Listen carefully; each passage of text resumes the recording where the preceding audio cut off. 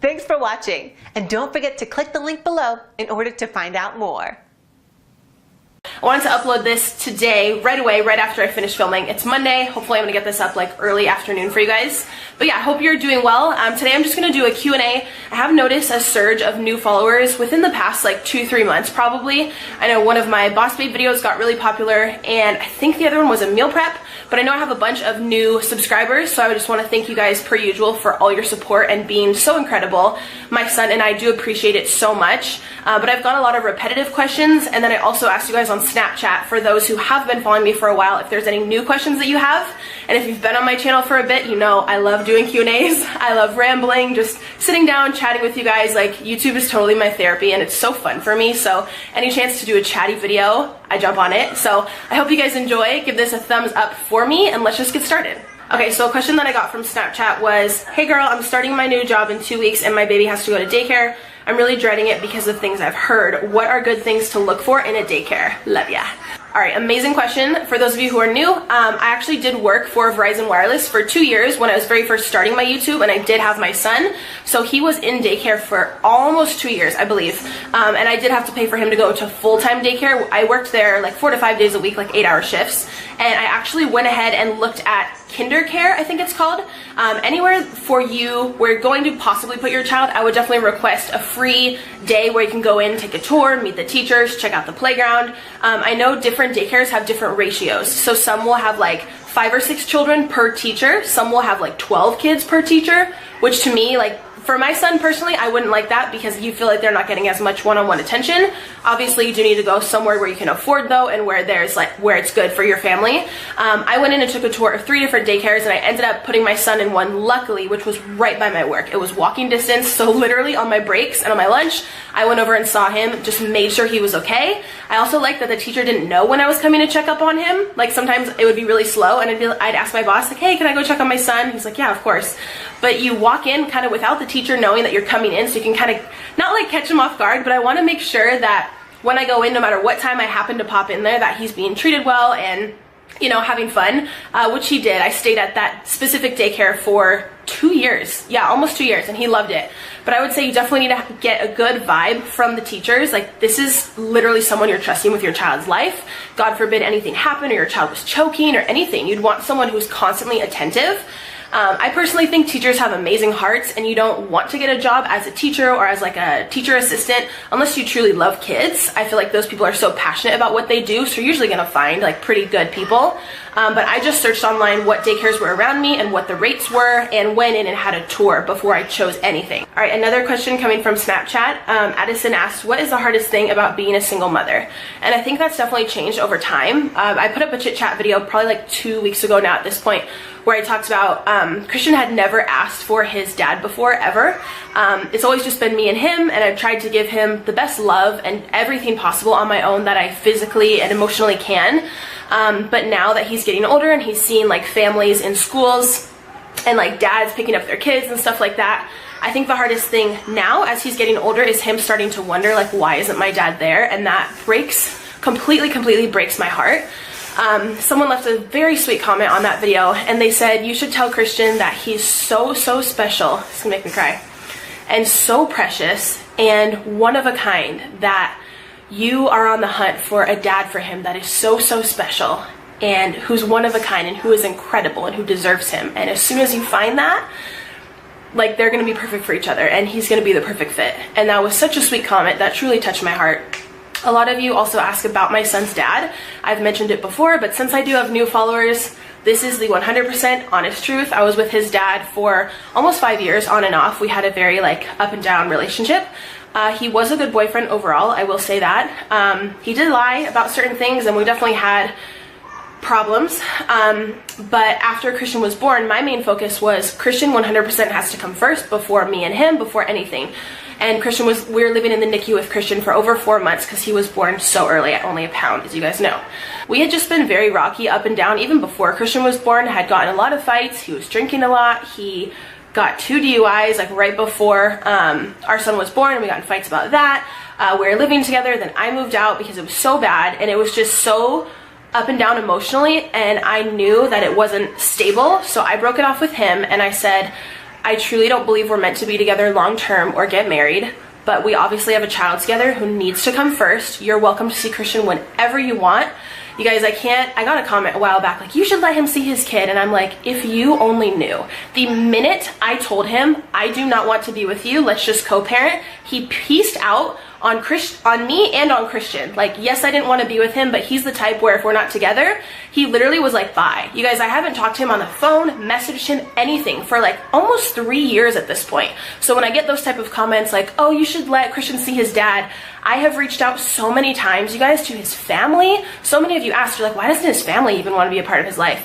His mom is actually very old, and his sisters are really old, and they've all got like 3 or 4 of their own kids. They got their own thing going on. His family is super nice.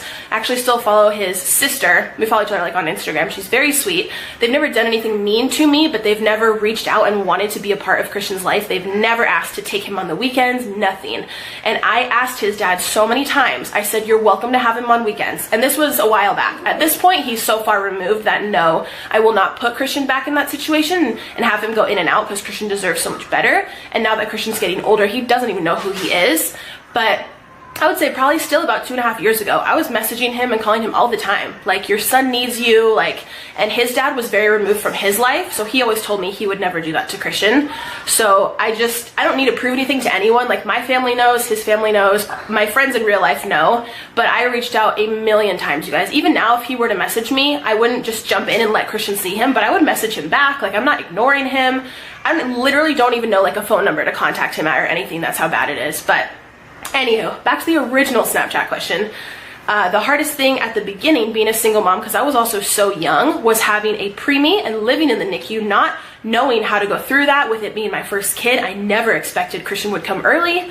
It was just like a random freak thing that happened. And then also the NICU was an hour and a half away from my house each way. So I was driving back and forth every single day by myself until I was approved to stay at the Ronald McDonald House, which is such a blessing and the most incredible place ever.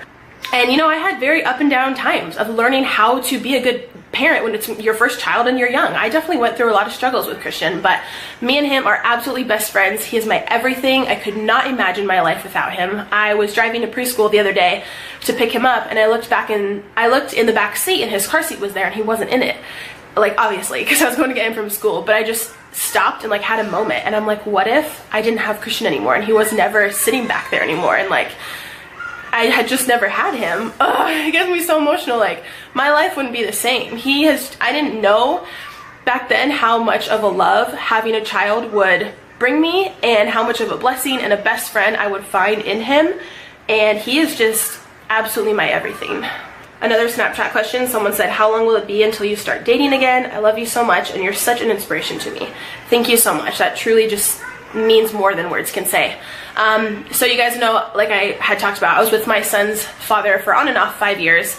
Didn't date someone for a really long time, and then recently I had a very short relationship. It was only like 4 months, but I did fall for that person very quickly, and I did introduce him to Christian, which you guys know. But yeah, overall, I think I've learned many things from that, and I am happy that relationship happened, even though it's over and it's nothing that's gonna be, you know, long term. I'm gonna marry that person. I truly think that you learn something out of every situation possible if you're willing to be mature enough to keep your eyes open and like evaluate the whole situation when it's over. Even if you did something wrong, like I said, I don't want to go into too much of that, but he definitely did a lot of things wrong, I believe. But I also have stepped back and realized the way I treated him in certain situations, because I was mad or upset or whatever it was, I definitely had my own flaws as well. So it helped me to reevaluate more what I want in a person and the type of partner and woman and wife that I would like to be someday.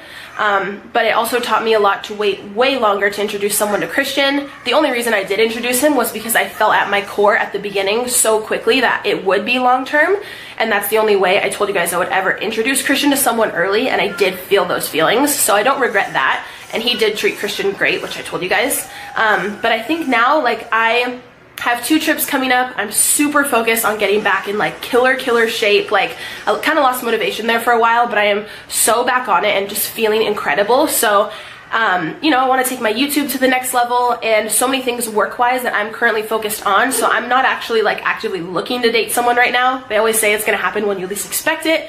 I don't know, maybe within a few months I'll go on dates, or like, I'm not sure, but it will definitely be a really long time before you guys are introduced to anyone or Christian is. Also, when I made the original post that I was doing a Q&A, I got tons of questions on my phone case. If you've been following me for a while, you know I have like probably 15 of these marble ones, all different colors. They're from Velvet Caviar. I'll put their website in the description. I also have a discount for you guys. What I like about these is that you wouldn't think they'd be super protective, but they actually do cover the front pretty well. So if you drop the phone like face down, and they come with a screen protector at no cost. So like I used to work at Verizon and we would charge people for the phone case and like an additional 12 bucks for the screen protector, which is crazy. So I love that these are amazing if you're on a budget. They're super cheap. But yeah, I'll have their website in the description box if any of you guys need a new case. So a lot of you guys are asking about favorite makeup products. I don't do too many makeup videos anymore, but I still love getting glam, I guess. I'm not super good at doing makeup on other people, but I'm constantly trying out new drugstore products on myself. So a few favorites that I have. A lot of you are asking what's the best full coverage foundation. I'm currently using the CoverGirl Elixir, whatever. I said elixir in the video and someone said I said it wrong, but I'm wearing that today. It does oxidize a bit and it's about medium coverage, but I really like it. I also love the Milani 2-in-1. I think that's a great like wedding coverage. It's super thick. For every day you only need a very small amount. Concealer, I use the Tarte Shape Tape. I usually purchase most things from the drugstore, but that is something from Sephora that I love and will always spend the money on because I think it's incredible. You only need a really small amount because it blends out into a ton. Also, I wear the same lashes all the time. I get so many questions on these. They're the Ardell Double Up. I'll link them in the description so you guys can purchase them on Amazon in a 4-pack. If you like them, I would get them right away because they constantly sell out. Like when I need to go replenish my collection, a lot of times they're sold out and I can never find them at Target or Sally's. Those stores do have the Ardell Double Up line, but this specific, there's like 4 different styles within the Double Up line, and I can usually only find these on Amazon. So I have a section in my description box where it's like things I constantly talk about or constantly use. The eyelashes link is always there. And then just some other staple products. Every single day I use the L'Oreal Telescopic Mascara. I think I've used it for like 5 years. It's really good, even if you're not gonna wear false lashes. It makes your lashes really long. And then the Milani Pore Minimizer Primer in the black tube. And then also the Hard Candy Sheer Envy Primer. Both of those fill in my pores like crazy and I can tell a huge difference right away. And of course I love that they're super affordable. So a ton of you are asking if my ex saw the breakup video that I did and if he's contacted me. And yes and yes. I think we weren't talking to each other there for a minute after I found out some stuff and like the reasons that I broke it off. We were both like very upset, and I think, you know, he truly, I believe in his heart, is a good guy, but messed up on a lot of things and didn't tell me about a lot of things, just multiple things. But I think after that settled, he always watched my videos ever since the beginning. He made a YouTube channel just so he could subscribe to me, and like, so he did reach out and told me that he still supports me and watches my videos and that he saw that video, and he was really respectful. He told me he truly thinks I'm a great person and a great mom, and he's like, sorry it had to go down this way. So yeah, there's absolutely no chance whatsoever of us getting back together. I've closed that chapter, but I don't know, I guess it was nice at the end for that he was respectful and just kind of said his last piece, I guess. It doesn't change anything, but a lot of you are asking if I had heard from him since then, and yes. Another Snapchat question, someone asked, where do I see myself in 3 years? And I actually was thinking about this a lot lately because I think I got the same question in another very recent Q&A, and someone said, like, what if someone hacked into your YouTube account and it got shut down and you just couldn't do this anymore? And I think as a YouTuber or as someone who does social media full-time, or you have any type of entrepreneurial business where you work for yourself, this is something you have to think about. I read an amazing quote the other day, and it said the average millionaire has 7 income streams, and I think that's just incredible because you can't put your eggs in one basket. I think you should always keep your focus somewhere, definitely, like have your main focus, but you need to have other things on the side. Like you guys know, I went into a ton of detail in a recent Boss Babe video about how to make money on YouTube, and I was super upfront with you guys about the YouTube pay, affiliate marketing, sponsors. Like you do have to have multiple things in case something were to get shut down, or just, you know, like say YouTube changed all of their policies and like you couldn't monetize anything anymore, and just so many things. But getting back to the main question, I definitely see myself doing something in the social media world after YouTube. I'm gonna keep making videos for however long it's genuinely fun and passionate for me, which it currently is, especially including Christian and vlogs. Like that's where my heart is.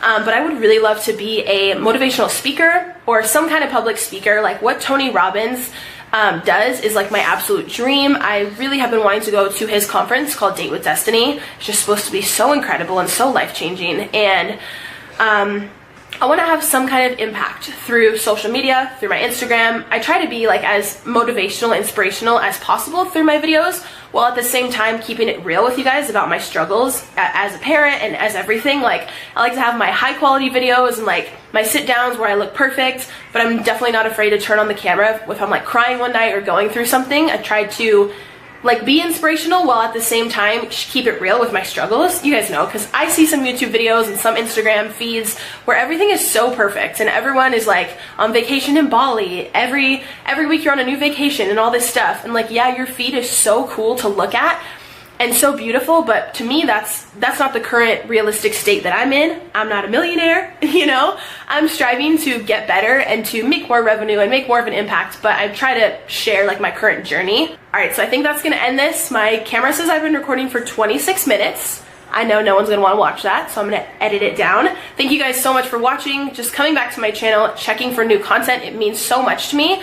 Be sure to follow me on my social medias if you would like. I have a much smaller following on Snapchat and Twitter and Instagram, so I'm able to get back to almost every comment. And I also do polls on my Twitter of what videos you guys would like to see. If you were new here and you did enjoy the content, I would love to have you subscribe and be a part of my YouTube fam. I love you guys. I do have 2 other videos coming out this week, so I will see you very soon with a new video.